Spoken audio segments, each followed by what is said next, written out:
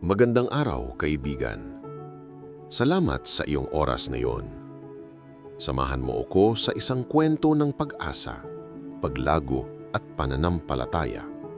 Isang kwento na nagpapaalala sa atin kung paano tayo dapat magtiwala at mag-alaga ng ating puso. Kung gusto mo pang marinig ang ganitong mga kwento na magpapalakas ng iyong pananampalataya, please follow at subscribe para laging may inspirasyon na dumarating sa iyong buhay. Isang araw, sa tahimik na bukirin, may isang magsasaka na naglabas ng buto sa lupa. Hindi ito basta-basta, dahil bawat buto ay may kwento, bawat buto ay may pangarap, at bawat buto ay may kapalaran.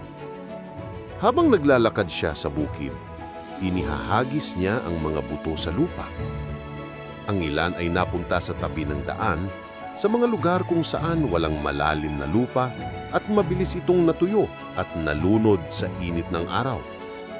Ang ilan naman ay napunta sa batuan sa mga lugar na mababaw ang lupa. Dito, tumubo sila ng mabilis. Ngunit pagdating ng unos, agad na naputol at namatay. May mga buto ring nahulog sa mga tinik, sa lupa na puno ng alalahanin, pangamba at pagnanasa. At dito, ang mga buto ay natabunan at hindi nagpatuloy sa paglago. Ngunit may mga buto rin na napunta sa mabuting lupa. Dito, unti-unti nilang ipinakita ang kanilang kagandahan at katatagan. Hindi lang sila lumago, sila ay nagbunga ng higit sa inaasahan. Ang bawat buto sa kwentong ito ay parang ating puso.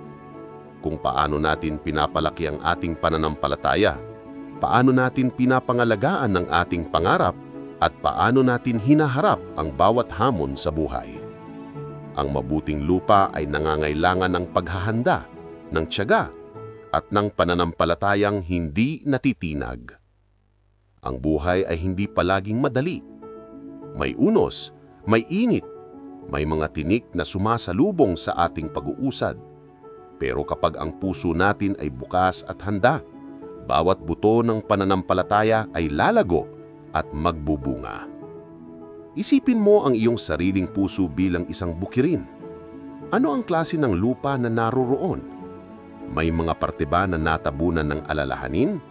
May mga parte ba na batuan at mahirap ang paglago? O may mga parte na mabuting lupa, handang tanggapin ang buto at palaguin ito sa kabuuan ng kagandahan? Ang sekreto ay hindi lamang sa pagtanggap ng buto. Ang sekreto ay sa pag-aruga sa lupa, sa pagpapaubaya sa Diyos, sa pagpapatuloy kahit may unos, at sa pagtitiwala na sa tamang panahon, ang ating pananampalataya ay magbubunga. Minsan, nararamdaman natin na tila wala nang nangyayari, na parang ang ating mga panalangin ay nawala sa hangin. Ngunit bawat maliit na hakbang, bawat pagtitiyaga, bawat oras ng pananalangin at kabutihan ay parang budurin na unti-unting lumalago sa ilalim ng lupa.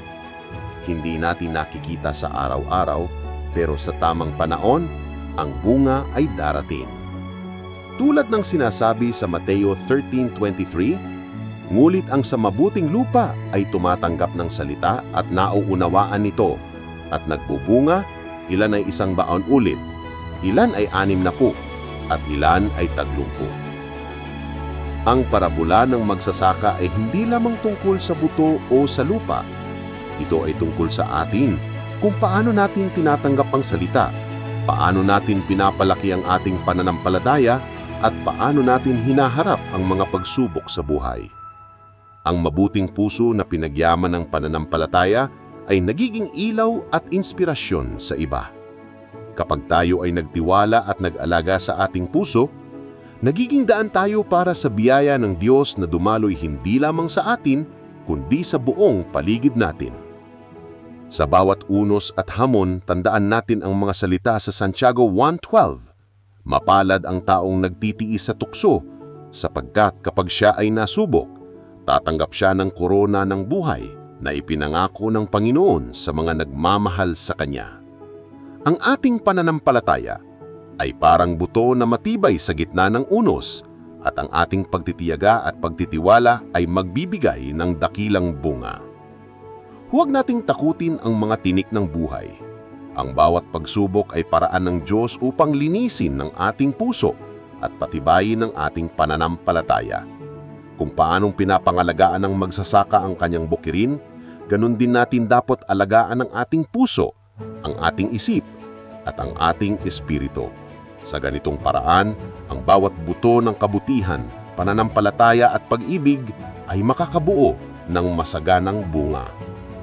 Ngayong araw, kaibigan, isipin mo, ano ang buto na nais mong itanim sa iyong puso?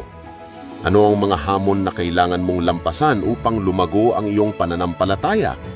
Alagaan mo ang mabuting lupa sa iyong puso. Alagaan mo ang iyong sarili at ang iyong mga panalangin. Huwag kang matakot sa unos, sa init, o sa mga tinik ng buhay. Sa bawat hakbang, sa bawat pag-asa, sa bawat dasal, tandaan mo, ang Diyos ay laging kasama mo. Naghihintay lamang na makita ang iyong pusong handang tumanggap ng kanyang biyaya.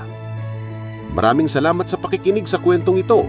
Huwag kalimutan na please follow at subscribe para patuloy na makasama sa mga kwentong magbibigay ng inspirasyon, lakas at pag-asa sa bawat araw. Panatilihin mong bukas ang puso at hayaan mong lumago ang iyong pananampalataya sa mabuting lupa ng buhay.